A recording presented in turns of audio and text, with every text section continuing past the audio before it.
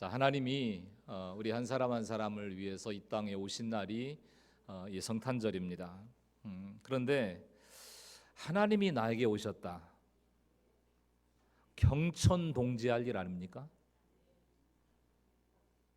하나님이 나에게 오셨다, 얘들아. 경천동지할 일이에요. 놀랄 일입니다. 근데 이게 진짜 믿어지세요? 안 믿어지죠? 예, 안 믿어지는 분이 계셔. 예. 하나님이 어떻게 나한테 오시지? 이거 진짜 믿어지지 않을 만큼 그렇게 대단한 일인 것입니다. 우주 만물을 창조하시고 다스리시는 하나님이 사람이 되셨다. 하나님이 사람이 되셨다. 이게 가능한 일이냐는 거예요. 그러니까 이게 사실이라면 우주 가운데서 기적 중의 기적인 거예요. 이걸 사실로 믿는다면 내 인생의 최고의 사건인 거죠. 하나님이 나에게 오셨다는 것은 내 인생 최대의 사건인 거예요. 집 산 게 문제가 아니에요. 아들 낳고 딸 낳고 한 게 문제가 아니에요. 하나님이 나에게 오셨다라고 하는 이 사실은 이건 사건 중에 사건인 것입니다. 근데 이제 첫 번째 성탄의 현장을 가만히 들여다보니까 하나님이 사람이 되신 이 사건은 온통 우리의 생각을 가지고는 이해할 수가 없는 신비들로 가득한 것을 보게 됩니다. 우선 결혼도 안 한 처녀가 아이를 낳았대요.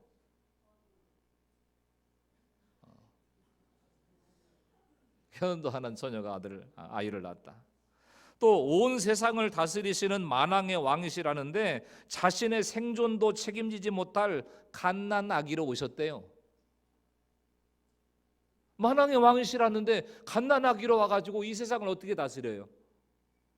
만왕의 왕이시라는데 거룩한 영광 가운데 둘러시게 될 하나님이 냄새나는 말구유 위에 누워 계시다는 거.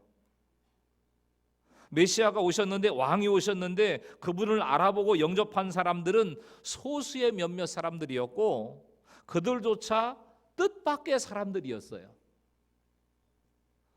맞아, 저 사람들이 왕을 영접할 사람들, 그런 사람들이고 자격이 있는 사람들이야, 이런 사람들이 아니고 뜻밖의 사람들이 예수님을 영접했다는 거예요.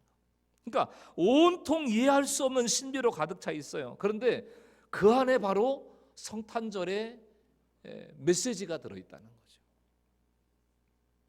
그 안에 성탄절의 의미가 들어있는 거예요. 그래서 그 속에 들어있는 메시지를 우리가 알게 되면 그 성탄 가운데 들어있는 신비도 자연히 풀리게 돼 있어요. 그래서 오늘은 우리가 성탄의 신비를 몇 가지로 함께 알아보실 텐데, 그 첫 번째 신비가 뭐냐면 만군의 왕으로 오셨는데 아무도 그분을 알아본 사람이 없었고 영접한 사람도 없었다라고 하는 사실이 신비예요. 왜 사람들이 못 알아봤을까요? 왕이 오셨는데, 메시아가 오셨는데 왜 사람들이 못 알아봤을까요? 오랫동안 수많은 선지자들을 보내셔가지고 하나님께서 선포하게 하시고 예언하게 하신 게 뭔지 아세요? 메시아가 오신다, 곧 오신다, 그분이 오셔서 너희를 구원하신다, 이 땅을 다스리신다, 온 우주 만물을 품으시고 구원하신다, 끊임없이 말씀하시고 메시아가 오신다고, 언제 오신다는 얘기까지 하셨어요. 어디에 오신다는 말씀까지 하셨어요. 그런 수많은 예언이 있었고, 그러다 보니까 이스라엘 백성들이 오매불망 기다린 분이 메시아예요, 메시아. 그런데 정작 오셨더니 하나같이 무관심해요. 하나같이. 오히려 쫓아내요. 오히려 무시하고 외면하고 심지어는 죽여요. 왜 그랬을까요? 천사가 나타나서 구세주의 탄생을 알렸던 그 시간에 베들레헴 사람들은 뭐가 있었냐면 다 잠자고 있었어요. 다 잠자고 있습니다. 그 시간에 깨어있는 사람은 들에서 양을 치던 목자들이었어요. 그러니까 하나님은 당신의 말씀을 들을 시간이 있는 사람들에게 찾아가십니다. 하나님을 만날 시간은 낼 줄 모르면서 하나님의 음성을 듣기를 원한다는 건 거짓말이에요. 자기 하나님 만날 시간이 없대. 하나님께 예배할 시간이 없대요. 바빠서. 근데 하나님의 음성을 듣기를 원한대. 거짓말. 딴소리를 듣기를 원하겠지. 딴 걸 듣기를 원하는 거예요. 그래서 예수님을 만나려면은 깨어 있어야 돼요. 자, 시몬이라고 하는 분이 나오는데요. 이 시몬이라고 하는 분은 죽기 전에 예수님을 볼 것이라고 하는 성령님의 지시를 받았어요. 너는 죽기 전에 메시아를 보게 될 거다. 그분을 만나기 전에는 결코 죽을 수가 없는 거예요. 그게 하나님의 말씀이고 또 자기가 이 땅 위에 살아가는 이유인 거예요. 그래서 나는 메시아를 만나기 전에는 죽을 수가 없다. 그래서 하루하루 살아가는 세상의 삶을 고단하게 살아가면서도 늘 그 약속을 기다린 거예요. 마침내 예수님을 품에 안는 감격을 맛보았을 때 시몬은 이렇게 찬송합니다. 주제여 이제는 말씀하신 대로 종을 평안히 놓아주시는도다. 그러니까 이제는 메시아를 만나고 나서 눈을 감고 죽게 돼가지고 너무너무 감사하다는 거예요. 너무너무 영광이라는 거예요. 또 안나라고 하는 할머니도 계셨습니다. 안나라고 하는 할머니. 근데 이 안나라고 하는 분은 과부가 된 지 84년 동안 주야로 성전에 남아서 기도의 삶을 살아가시던 어르신이었는데 그날 성전에 올라오신 예수님을 만나게 됐어요. 만약에 안나 할머니가 매일 금식하면서 기도했지만 그날 하루 큰아들네 가느라고 손주한테 가느라고 그날 빠졌으면, 그 자리를 지키지 못했으면 어떻게 그날 오신 예수님을 만날 수 있었겠어요? 그러니까 항상 하나님 앞에서 자신의 자리를 지키는 사람들은 언제라도 달려가서 찾아오시는 예수님을 만나실 수 있다는 거죠. 그래서 주일 성수가 중요하다는 거예요. 예배의 소중함을 우리가 알아야 된다는 거죠. 자, 그런데 믿음의 사람은 기다릴 줄을 아는데요. 기다린다는 것은 깨어 있어서 자신의 자리를 지키는 것을 얘기합니다. 그러니까 예수님의 탄생 때에 사람들이 다 뭐 하고 있었다고 그랬어요? 자고 있었다고. 그 예수님 맞을 수가 없었어요. 아마 예수님께서 이 땅에 다시 오시는 것을 재림이라고 그러거든요. 예수님이 사람의 몸을 입고 이 땅에 오신 것을 초림, 예수님의 탄생을 초림, 두 번째 이 땅에 마지막이 올 때에 오시는 그 예수님을 재림의 예수님이라고 말씀하세요. 근데 그때도 똑같은 현상이 일어나는데 예수님이 처음 탄생하실 때도 밤중이잖아요. 예수님께서 다시 오시는 때도 밤중이 아닐까? 물론 이게 시간적인 밤이라기보다는 영적인 밤을 얘기할 수가 있는데요. 예수님께서 성경에 보면 도적같이 온다 이렇게 말씀하셨는데 도적은 일반적으로 언제 활동을 해요? 환한 대낮에? 밤중에 보통 활동을 하잖아요. 그러니까 사람들이 잠들어 있는 시간에 몰래 가서 이제 뭘 이렇게 해야 되니까. 자, 그런데 그 예수님께서 다시 오시는 재림 때까지 우리 가운데서 얼마나 주님을 기다리고 계시는 분, 준비하고 계시는 분들이 계실까요? 세상의 눈으로 볼 때 믿음 좋아 보이던 유명한 사람들은 빠지고 진짜 예상하지 못했던 사람들, 요셉처럼 마리아처럼 또 들에서 양들을 치던 목동들처럼 전혀 알려지지 않은 사람들이 주님 앞에 인정받고 하나님 나라로 들림받을지도 몰라요.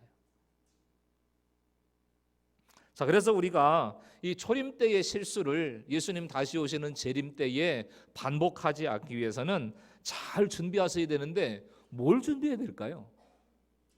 예수님을 맞이하려면 뭘 준비해야 될까요? 우리 중고등부 친구들 뭘 준비해야 될까? 헌금.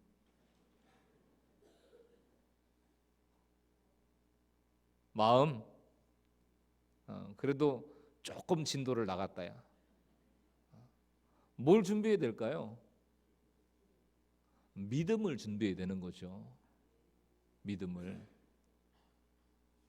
자, 교회 다닌 연수, 물론 이제 오래 다니셨으면 믿음이 깊으신 분들이 많으실 가능성이 많아요. 그렇다고 교회 오래 다니시는 분이 모두 다 믿음이 좋을까요? 하나님을 사랑할까요? 꼭 그런 건 아니더라.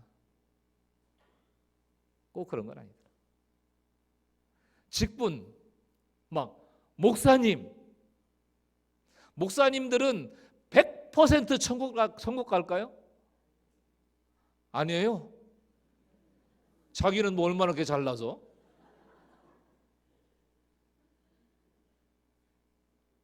목사님들은 100% 천국 갈까? NO!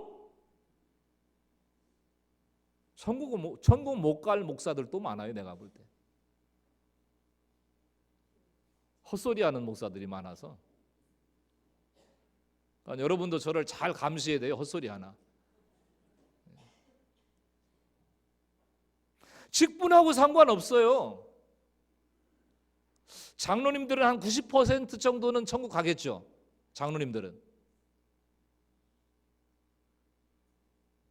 다 훌륭하시니까. 권사님들은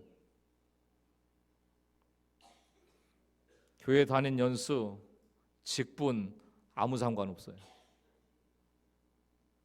아무 상관없습니다. 첫 번째 이 성탄절에도 오면 아기 예수님을 경배하는 자리에 제사장, 서기관, 바리새인, 이 종교적인 전문가, 성경 전문가, 율법 전문가 이런 사람들 한 사람도 없었어요. 박사들인데, 성경 박사들인데 한 사람도 없었어요. 이 사람들이 굉장히 대단한 믿음의 영웅들이었지만 세상에서는 감춰져 있었던 10대의 앳된 소녀 마리아, 그리고 천민 출신 목수의 아들 요셉, 그리고 유대 사람도 아닌 이방인 동방 박사들, 천하고 천하게 여겨졌던 소외됐던 양치는 목동들, 이런 사람들이 예수님의 탄생을 맞이했어요. 그러니까요, 하나님의 판단이 중요한 거예요. 하나님의 판단. 사람 앞에서 인정받고 사람 앞에 상 받는 거 너무 신경 쓰지 마세요. 그거 너무 신경 쓸 거 아닙니다. 지금도 세상에는 주님의 재림을 손꼽아 기다리는 교회 성도들이 가득해요. 그런데 그분이 오실 때 믿음을 가지고 깨어서 자기가 지켜야 될 믿음의 자리를 지키고 있는 사람들이 얼마나 될까? 그 중에 내가 들어있을까? 이걸 우리가 물어보셔야 된다는 거예요. 오늘, 예수님이 오신 오늘. 두 번째 신비는 예수님은요, 너무나 의외의 모습으로 오신다는 거예요. 의외의 모습.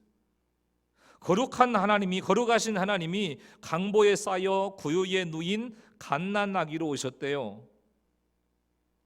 여러분, 이 갓난아기가 어떻게 온 우주의 주인이시고 만왕의 왕일 수가 있어요?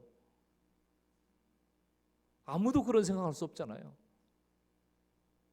어떤 어린 왕은 무슨 5살 때 왕이 됐다, 8살 때 왕이 됐다, 이런 얘기도 있긴 있지만 막 갓 태어난 아기가 막 온 우주의 왕이시다, 막 온 인류의 구원자시다, 메시아다, 어떻게 그럴 수 있어요?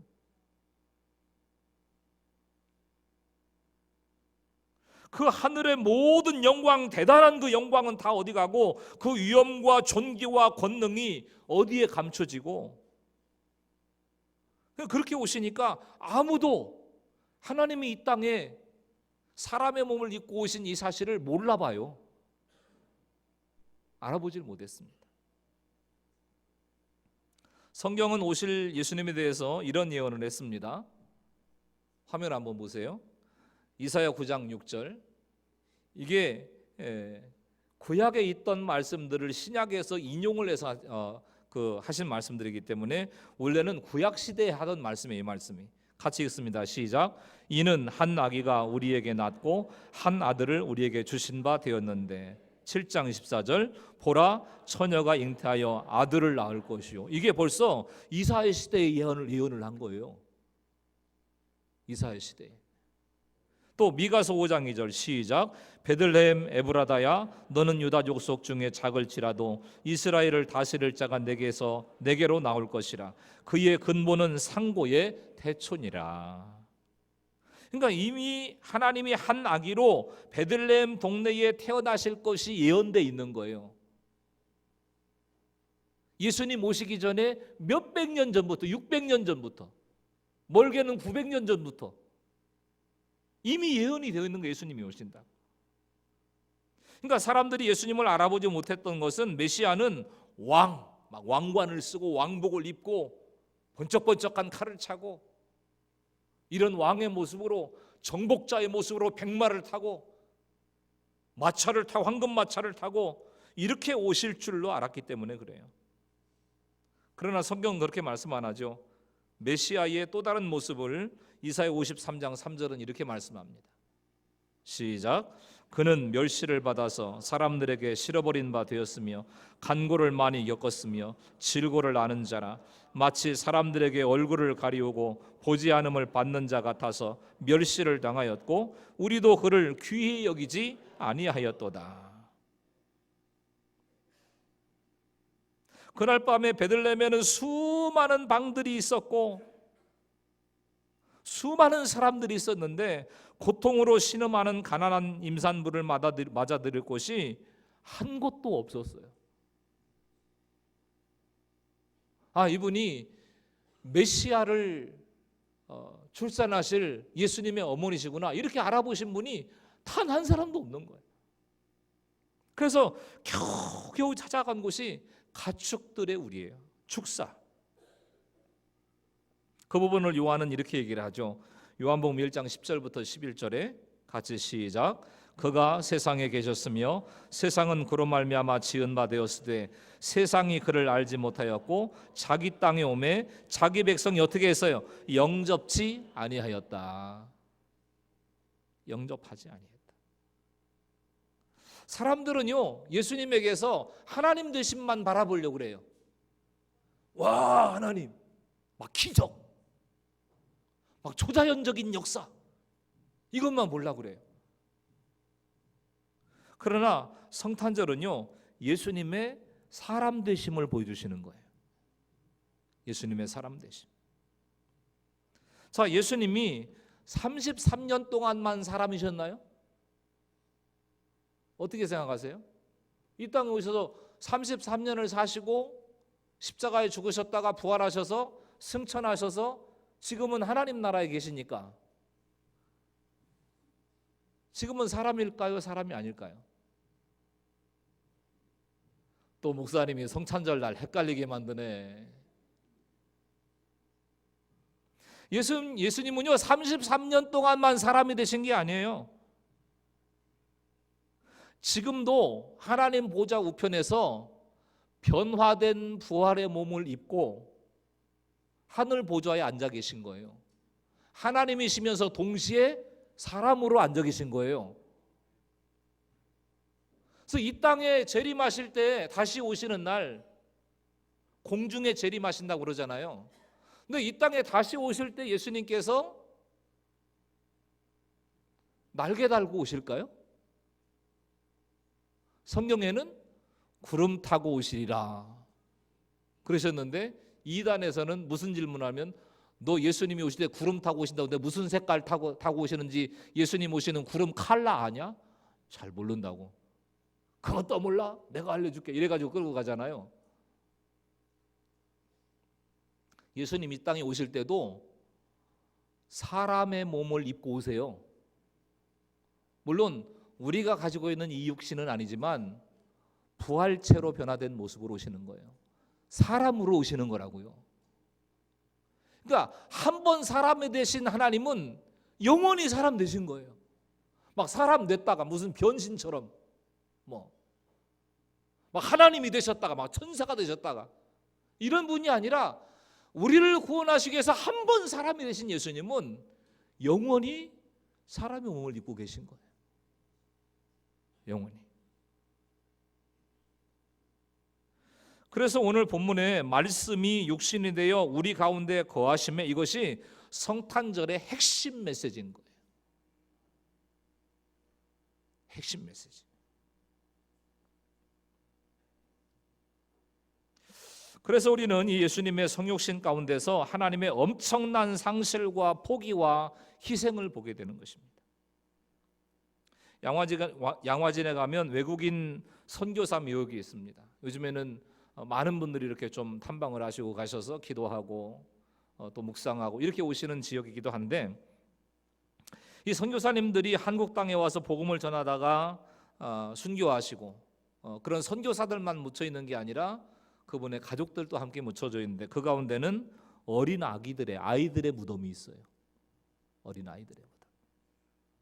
선교사 아버지를 따라서 아무것도 모른 채 조선 땅에 왔다가 풍토병과 열악한 환경 때문에 이걸 견디지 못하고 아이들이 치료받지 못하고 어린 나이에 죽어야만 했을 때 그 아버지인 선교사님의 마음이 어땠을까요? 사명은 내가 받았는데 애들이 무슨 죄지? 이런 생각 안 들었을까요? 애들은 본국의 가족에게로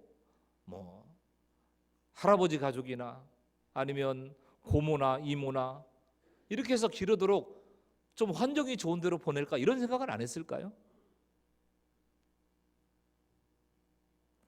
여러분, 그런 모든 갈등과 어려운 마음들이 있었겠지만 선교사님들은 그 아이들을 보내거나 자신들이 돌아가거나 그러지 않았습니다. 자식을 희생시키면서까지도 그들은 이 땅을 떠나지 않고, 심지어는 헐버트 선교사님 같은 경우는 나는 나의 심장을 이 조선 땅에 묻겠습니다. 자기 심장을 조선 땅에 묻고 살아갔던 사람들인 거예요. 그들은 우리의 자손들을 살리기 위해서 자신의 가족, 명예, 직장 안락함, 그 당시에 선교사 정도로 와가지고 사역할 정도였으면 본국에서 살아가면 아무 문제 없이 호의호식하고 살 수 있는 능력도 있고 실력도 있고 힘도 있는 사람들이었어요. 근데 이 척박한 최빈국으로 꼽히던 조선 땅에 와가지고 모든 것을 다 포기하고 잃어버린 사람들이었던 겁니다. 그래서 선교사의 정신은, 목회자의 정신은 포기하고 잃어버리는 거예요. 포기하고 잃어버리는 거예요. 이 두 가지를 실천할 수 있는 사람이 진짜 선교사인 겁니다. 진짜 선교. 왜 제가 이 말씀을 드린가 하면, 성탄절은 하나님께서 하나밖에 없는 외아들을 이 땅에 선교사로 보내신 날이에요. 하나밖에 없는 외아들을. 여러분, 자녀가 앞에 있어가지고 맨날 이원숙 권사님만 얘기를 하는데, 관주가 아프리카 말라위라고 하는 나라가 있거든요. 거기는 진짜 열악한 나라예요. 가봤는데 말라위 전기 들어오는 곳이 몇 군데 안 돼요. 그냥 흙탕물을 식수로 삼고 살아야 돼. 온갖 해충은 우글거리고 무서운 풍토병이 이제 횡행해서 생명을 언제 잃을지도 모르고, 음식, 주거환경 언제 어떻게 될지 몰라요. 근데 관주가 선교사로 가겠대. 할렐루야 하고 보내겠죠. 권사님은 기도 많이 하니까. 내가 너무 이제 가슴이 찔리는 얘기를 했나 모르겠네. 이건수 권사님 분이겠습니까? 전사입니까? 한번 얘기해 봅시다.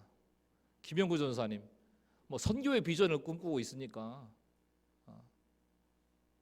아들내미가 아버지 기도해 보니까 나는 스와질랜드 선교사로 가야 되겠어요? 기꺼이 가라고 그래요? 내일 죽을지도 모르는데 내가 대상을 잘못 짚었네.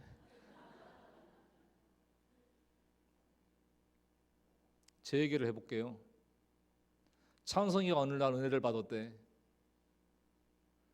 쟤는요, 제가 심각하게 너 신학해보는 게 어떻겠냐 한 3번 정도 얘기했어요. 근데 생각을 많이 했더라고. 고민도 많이 하고. 근데 다른 일을 하면서 전도하는 게 자기는 훨씬 더 효율적인 것 같다는 거야. 훨씬 더.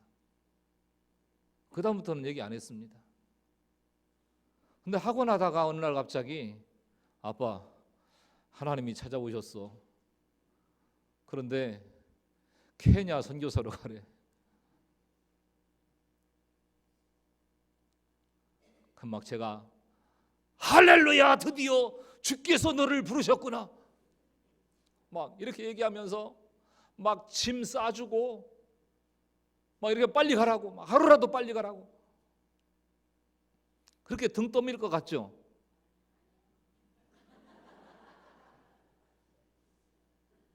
그러면 김영규 전사하고 나하고 비교가 되잖아요. 저기는 내일 죽는데도 보낸다는데.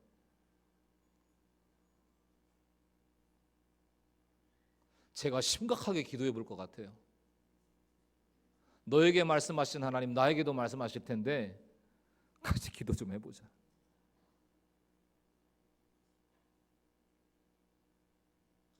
비록 그렇게 할 수 있다 손치더라도 하나님이 그 아들을 이 땅에 보내신 것하고 어찌 비교할 수가 있겠어요? 어떻게 비교할 수가 있겠습니까? 성자 하나님은 이 땅에 오시기 위해서 하늘 보좌와 모든 영광을 다 버리셨어요. 영원히 누릴 평안과 기쁨을 포기하셨습니다. 그렇게 하나님이 내 곁에 오신 거예요. 할렐루야. 그렇게 하나님이 나에게 오셨단 말이에요. 나에게. 근데 못 믿겠대. 에이, 하나님이 어떻게 나한테 와요? 구유에 누인 아기에게서 우리를 위해 전부 포기하고 잃어버리신 하나님을 보게 되는 거예요. 그러니까 이 하나밖에 없는 아들까지 나를 위해 세상에 보내신 하나님의 선교 정신, 이걸 성탄절에 우리가 보셔야 된다는 겁니다. 그렇다면 나도 하나님처럼 내 권리를 포기하고 내 것을 희생함으로 누군가의 생애 가운데, 누군가의 삶 가운데 가장 큰 기쁨이 되어줘야 될 그런 성탄절을 만들면서 살아가는 인생이 되어야 되지 않냐. 나는 누군가의 영혼을 살려내기 위해서 내가 뭘 희생해봤고 뭘 포기해봤고 뭘 드려봤냐. 하나님이 나를 위해서 오셨는데. 또 하나 성탄의 신비를 찾아보니까 무대 위에 사용되어진 소품들에 있더라고요. 장소는 유대 땅, 가장 작은 동네 베들레헴, 주인공은 마리아와 요셉, 양치는 목자들, 동방버섯 3사람, 소품은 찬바람이 스며드는 마곡간, 가끔씩 몸부림치는 짐승들, 냄새나는 말구유. 우주에 대기적이 일어난 현장이에요. 이게 상상할 수 없는 기적이 일어난, 인류의 구원의 역사가 일어난 현장이라고. 이게 그런데 하나님이 쓰신 소품들은 이런 것들이에요. 막 화려한 어떤 도구들이 아니었다고요. 세상의 가치와 세상의 질서로 보자면 진짜 보잘것없는 것들이에요. 진짜로. 예수님은 세상의 눈으로 바라볼 때는 흠모할 만한 아름다운 게 없대요. 그분의 풍채, 외모, 학력, 직업, 가정 환경, 이게 세상 지혜와 가치를 오면 그냥 버림받기에 딱 좋은 거예요. 소외되기 딱 좋은 거예요. 그래서 세상의 높은 사람들, 세상의 권세자들, 세상의 지혜자들은 예수님을 버렸어요. 예수님을 알아보지 못합니다. 그러나 하나님은 그 세상 사람들이 버린 그 예수님을 하나님의 나라를 세워가는 가장 중요한 모퉁이 돌로 사용하셨다는 것입니다. 세상 전문가들은 가치가 없다고 버린 것을 하나님은 선택하셔서 하나님의 영광을 나타내는 도구로 사용하신다는 거예요. 여러분, 세상의 기준으로 볼 때 내가 얼마나 대단한지, 내가 얼마나 영광스러운지 이런 생각하시고 살아가시는 분 별로 안 계실 거예요. 나 같은 사람이 뭐 그럭저럭 살다가 그저 서민적으로 살다가 서민적으로 세상을 떠나면 그만이지. 대부분의 사람들은 그렇게 생각하실 거예요. 그러나 세상에서 가치 없다고, 세상에서 능력 없다고, 세상에서 실력 없다고, 세상에서 가진 게 없다고 이렇게 외면하던 저와 여러분을 택하셔서 하나님은 하나님의 영광을 드러내는 도구로 사용하시는 줄로 믿습니다. 능력은 누구에게 있는 거예요? 능력은 하나님께 있는 거예요. 내 능력이 아니라고요. 능력은 하나님 앞에. 지혜는 우리 하나님 앞에 있어요.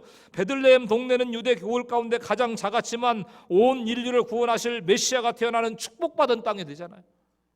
마리아와 요셉은 세상의 건축자들이 보기에는 쓸모없어 버린 돌이었지만 하나님 그들을 택하셔서 메시아의 양육을 책임질 부모로 삼으시잖아요. 마혹간과 구유는 가치 없는 것들이었지만 존귀하신 성자 하나님이 누우실 보금자리가 된 것입니다. 도무지 이해할 수 없는 얘기들이에요. 우주 만물을 창조하신 하나님이 오셨는데 그 백성들은 알아보지도 못하고 영접하지도 않고, 그럼에도 불구하고 성부 하나님께서는 그런 정말 알아보지도 못하는 사람들을 구원하시겠다고 하나뿐인 외아들을 세상에 보내시는데, 이 땅에 오신 예수님은 자기를 완전히 버리시고 영원히 사람이 되세요. 33년만 사람 되시는 게 아니라 영원히 사람이 되십니다. 그리고 이 성탄의 기적에 쓰임받은 인물, 소품 모두 다 세상이 버린 가치 없는 것들 뿐이었어요. 이 신비를 어떻게 풀 수 있나? 뭘로 풀어내시겠어요? 이거를. 열쇠가 두 개더라고요. 이 신비를 풀 수 있는 첫 번째 열쇠는 사랑이에요. 사랑. 왜 하나님은 거절당하고 버림받고 외면당하시면서도 이 땅에 오셨을까요? 왜 하나님은 당신의 영광과 권세를 버리고 스스로 고난받는 분이 되셨습니까? 세상에 귀하고 값 있는 것들도 많은데 그 능력 있고 존귀하신 하나님이 마국간 구유를 선택하셨을까요? 그리고 하필이면 왜 나같이 쓸모없는 사람, 나같이 미련하고 나같이 바보스럽고 나처럼 지혜 없는 이런 사람을 택하셔서 하나님의 자녀라고 말씀해 주실까요? 뭐 그렇게 대단한 자랑거리도 없는데,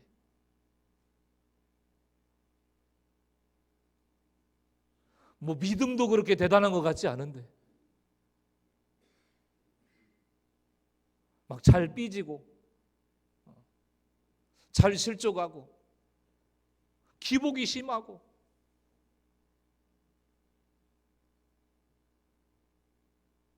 그런데 하나의 대답밖에 할 수가 없어요. 하나님이 사랑하셨기 때문이다.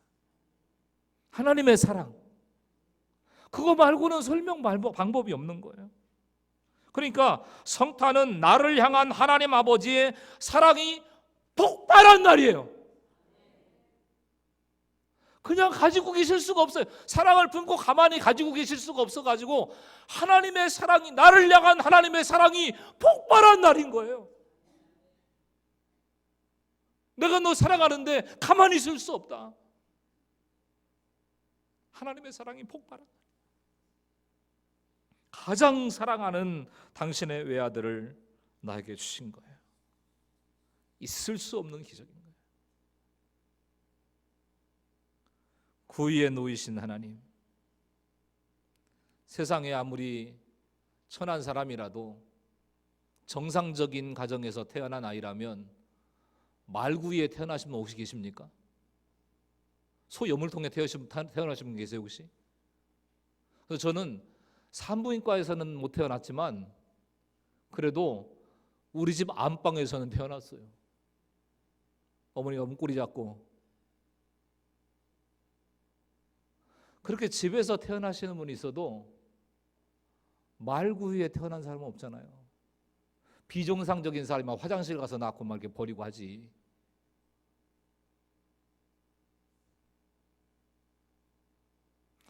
그런데 하늘의 하늘이라도 모실 수 없을 만큼 광대하시고 어미로우신 하나님이 어떻게 이 세상에 가장 낮은 곳, 더 내려갈 수 없는 밑바닥까지 내려가셨을까요? 그날 밤 베들레헴에 다른 아기들도 있었을 거예요. 그런데 천사는 강보에 쌓여 구위에 누인 아기가 예수님이라고 지명을 하고 있습니다. 콕 찍어서. 그래서 이 성탄절의 신비를 푸는 두 번째 열쇠를 가만히 살펴보니까 섬김이더라고요. 섬김.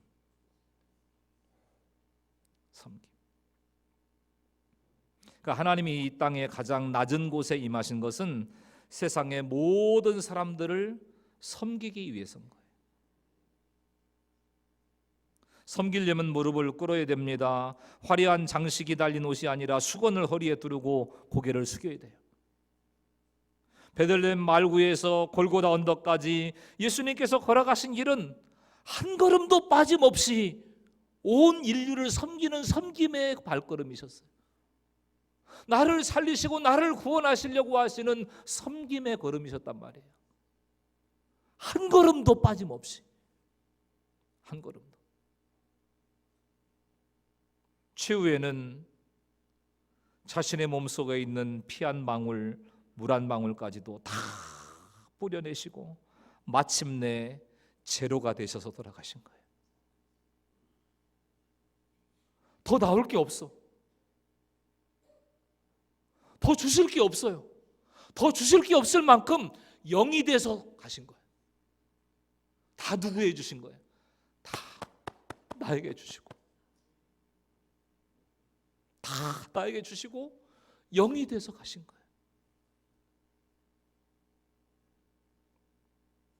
그래서 하나님이 나에게 쓰라고 주신 거를 남기고 가는 건 어떤 면에서는 부끄러운 일이에요. 부끄러운 인생을 살아가는 겁니다. 근데 우리는 남기고 가는 게 너무 많아요. 남기고 가는 게. 주님 주신 육체는 일하라고 주신 것인데 그저 다듬고 치장만 하다가 그대로 가지고 가지 않습니까? 주님 주신 재물이나 은사는 남을 위해 쓰라고 맡기신 건데 그날 창고에 가득 쌓인 채 녹슬어 가고 있지는 않은지. 우리 인생 가운데 결국 남는 것은 남을 위해서 섬긴 것만이 남게 될 거예요. 하나님의 영광을 위해서 섬긴 것만이. 사랑은요, 하면 할수록 상대방이 내 존재의 목적이 돼가지고 상대방을 더 섬기게 돼요. 사랑하면 할수록, 사랑이 깊어지면 깊어질수록 더 섬기게 돼요. 그러나 반대로 보세요. 사랑이 식으면 식을수록 어떻게 돼요? 이기적이 됩니다. 아까워. 식으면 이기적이 됩니다. 그래서 나를 위해서 상대방을 이용하기 시작했죠. 사랑이 식으면. 섬기는 게 아니라 이용하려고 그래요. 이용하려고.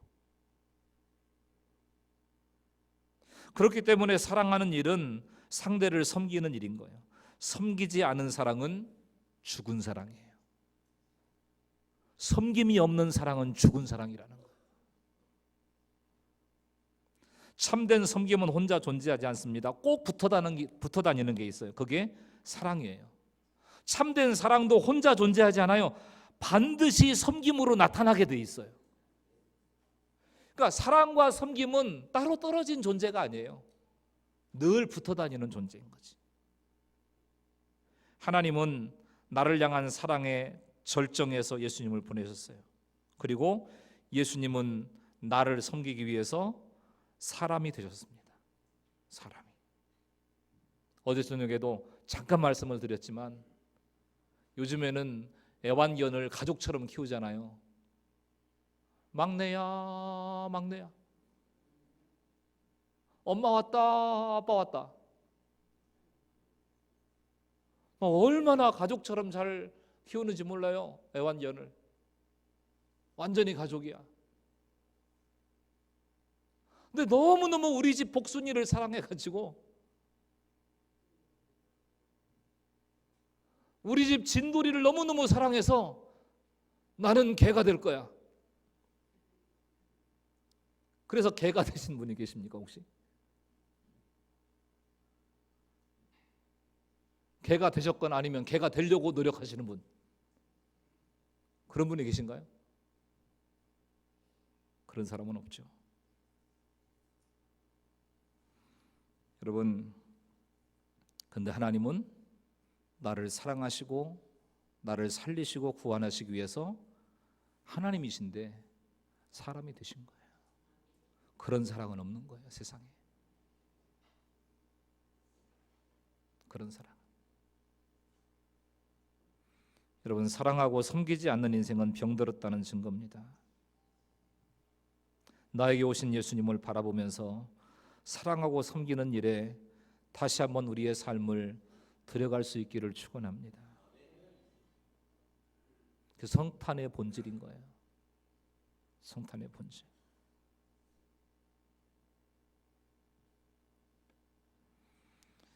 여러분, 성탄은 하나님의 질서, 하나님의 가치가 세상에 내려온 날이기 때문에 세상의 질서, 세상의 가치로 보면 당연히 이해할 수가 없고 터무니없는 사건으로 보이는 거예요. 어떻게 하나님이 나한테 와? 그러니까 하나님의 사랑은 말로 그치는 사랑이 아니라 행동하는 사랑입니다. 하나님의 목적은 여러분 한 분 한 분이기 때문에 하나님은 자신의 생명보다 귀한 아들을 보내신 것입니다. 그 사실을 믿는 게 기독교예요. 그 사실을 인정하고 고백하는 게 신앙인 거예요. 그게 없으면 믿음이 아니에요. 그게 없으면 신앙생활이 아닌 겁니다. 생명보다 귀한 아들을 우리에게 주셨다는 얘기가 무슨 뜻인지 아세요? 하나님이 나에게 예수님을 보내셨다. 그 뜻이 뭔지 아십니까? 너를 위해서라면 뭐든지 줄 수 있고 뭐든지 할 수 있다. 이 하나님의 고백인 거예요. 내가 너를 위해서라면 뭐든지 줄 수 있고 뭐든지 할 수 있다. 근데 안 들으려고 그래요. 안 믿으려고 해요. 자꾸 세상적인 안경을 가지고만, 세상적인 가치를 가지고만 신앙을 얘기하려고 해요. 믿음을 얘기하려고 해요. 성탄절이 그냥 명절로 지나고 말 거예요. 생명이 부어져야 되는 겁니다. 성탄절의 모든 신비는 두 가지 열쇠로 풀린다고 말씀드렸습니다. 하나님의 사랑과 하나님의 섬김. 따라서 하겠습니다. 하나님의 사랑, 하나님의 섬김. 이거는요, 저와 여러분이 앞으로 어떻게 주어진 인생을 살아가야 되는지를 보여주고 계시는 거예요. 내가 이렇게 너를 위해 살았으니 너는 이렇게 살아가야 된다. 이걸 보여주시는 거예요. 그러니까 2019년도 성탄절을 지니면서 성탄절은 예수님 생신이지 이렇게만 생각하시면 안 된다고요. 예수님 생일로만 여기고 살아가시면 안 된다고요. 사랑과 섬김을 통해서 살아야 될 다시 태어날 나의 생일, 다시 내가 거듭나고 다시 내가 태어나서 새로운 인생을 살아가야 되는 진정한 나의 새로운 생일이 성탄절이다. 이렇게 알고 오늘 하루를 살아가시는 우리 모든 믿음의 가족들이 다 되실 수 있기를 예수님의 이름으로 간절히 축원합니다. 이 성탄의 은혜와 축복과 그 영광과 감격과 기적이 오늘 예배하는 모든 믿음의 가족들 여러분 가운데 가득할 수 있기를 예수님의 이름으로 간절히 축원합니다.